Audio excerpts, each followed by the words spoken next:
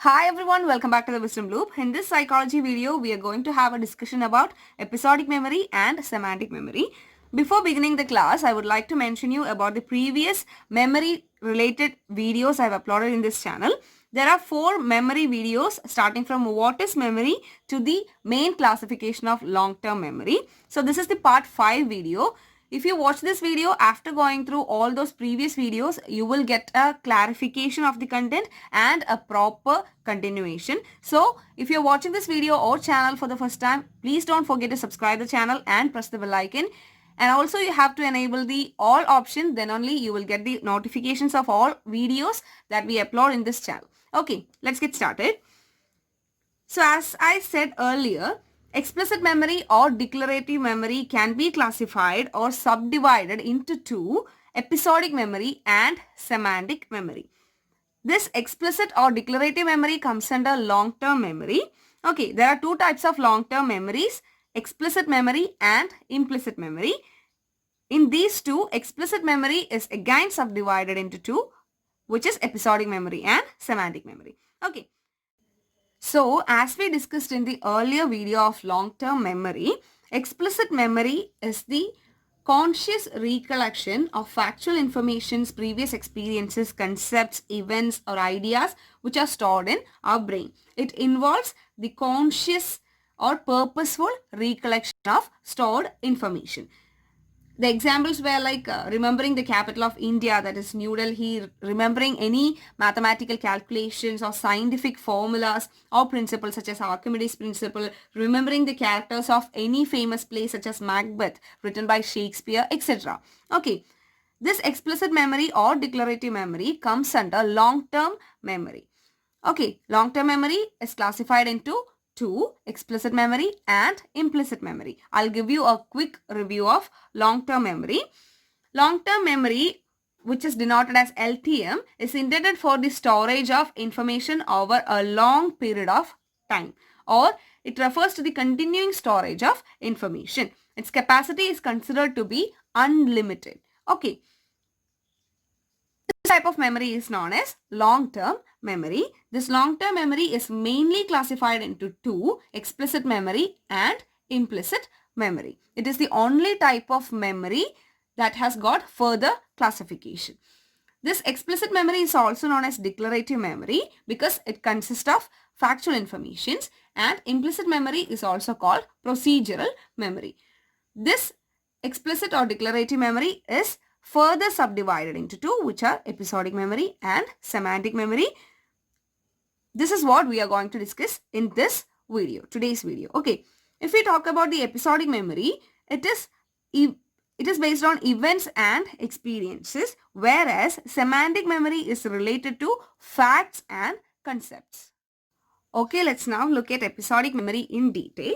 Simply, we can say it is the recall of experiences, or it is a process in which the recalling of experiences, mostly the personal experiences of people, occur.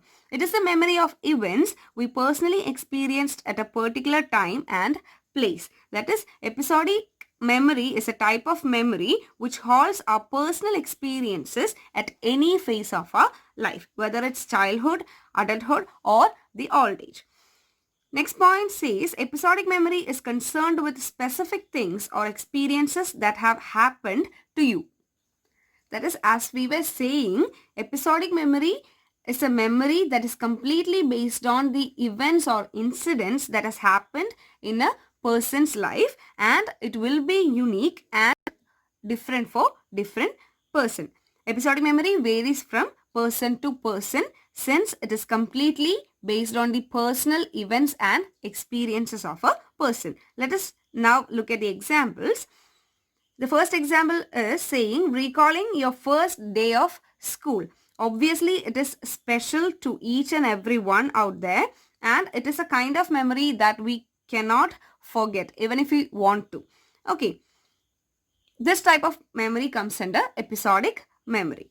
That is, it will be personal and unforgettable. Next example, remembering your birthday, which you celebrated with your whole family, friends, etc. Okay, this type of memories are so special to each and every one, and it is called episodic memory. Next point, it is the recall of life events and autobiographical knowledge. That is, it includes informations like your name, age, date of birth, childhood memories, and family relationships. Okay, it is the autobiographical knowledge. Individuals tend to see themselves as actors in these events because people store these experiences or events of life just like an episode of series or movie they watched. That's why they used to recollect it in this way, and it is often done with a great emotional attachment. You can remember like this. Episodic memory is stored as episodes of series in your mind. Okay. Or you can say if an information is stored in your brain or people's brain, just like episodes of series or any movie, it is called episodic memory. Now next point, females consistently perform better than males on episodic long-term memory tasks, especially those related to delayed recall and recognition. Next point, there is also evidence for a negative recall bias in women. That means females in general are more likely than males to recall their mistakes. Okay. There is also evidence for negative recall bias in women, which means females are more likely than males in general to recall their mistakes. Okay. Next, episodic memory represents our memory of experiences and specific events in a serial form. That means, or because not only one particular event, but the entire context surrounding that event is usually a part of this kind of memory. That is not just the bare facts of the event itself. It includes everything that is surrounding that particular event or experience. So, from this serial form, we can reconstruct the actual events that took place at any given point in our lives. This type of memory is specific to each individual. It would be, definitely it would be, isn't it?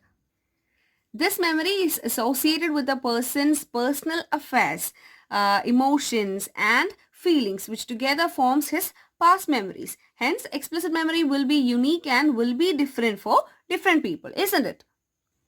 Yes, okay. Explicit memory depends on several factors. For example, things that happen to us in emotionally charged conditions are often stronger memories. For example, as examples, let us consider some situations, and let the first situation be related to your friends or friend circle.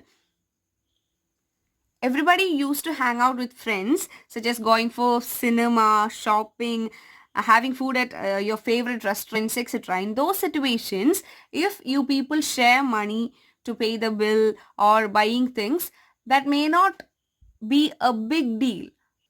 There is nothing unusual in it. But just imagine if you are facing a financial issue and some of your friends or one of your friend is helping you really well or supporting you in such a bad situation, that will affect you really hard, isn't it?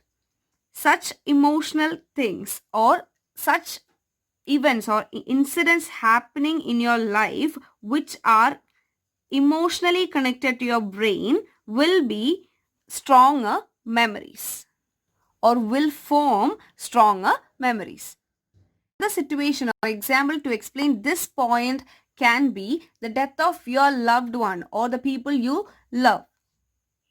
Because many people die in this world every day. So those kind of deaths may not affect you, or definitely they will not affect you, or the death of a person you once met in your life may not affect you, but the death of your loved one or the people you like or one of your family members death, etc., can affect you very badly. Okay, that is why it is said things that happen to us in emotionally charged conditions are often stronger. Okay, the underlined words are the key words which may be helpful for you to remember things easily.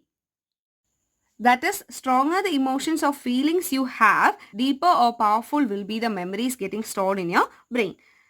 Now for the last thing, let us go through some more examples for episodic memory. I'll read them out. Remembering all minute details of your first bike, cycle, car, etc. is an example for episodic memory. In a similar way, recalling a great dinner you had at your favorite restaurant, remembering your wedding day or the day your child was born, etc. is also stored as episodic memory in your brain. Next example, remembering your first day in college or school or office will definitely be stored as an episodic memory. And the last example is remembering your lab partner in school or college, chemistry lab, physics lab, etc. I'm sure everyone would have a nice lab partner in your science laboratories. Definitely, I had a wonderful lab partner and she's also my best friend Sri Lakshmi. I still miss her, and my workplace too. It's also a laboratory. So these kind of unforgettable memories associated with our personal experiences are called episodic memory. The second type of declarative memory is called semantic memory. Semantic memory is the recall of general facts. It can be said that it is a process of recalling general informations or general knowledge or general facts. Okay, this can range from things like specific scientific facts to larger, more abstract concepts. That means semantic memory may include memories or informations starting from specific scientific facts to a larger abstract, that means summarized ideas or concepts that are stored in our mind. Let us take a look at the examples, then this will be more clear. Remembering kinetic theory of gases, remembering the rules of basketball, remembering the capital of India, etc. are semantic memories. Okay. Semantic memory is the remembering or recalling of non-biographical explicit memory. In the case of explicit memory, it is the biographical memory, but here it involves the non-biographical memory.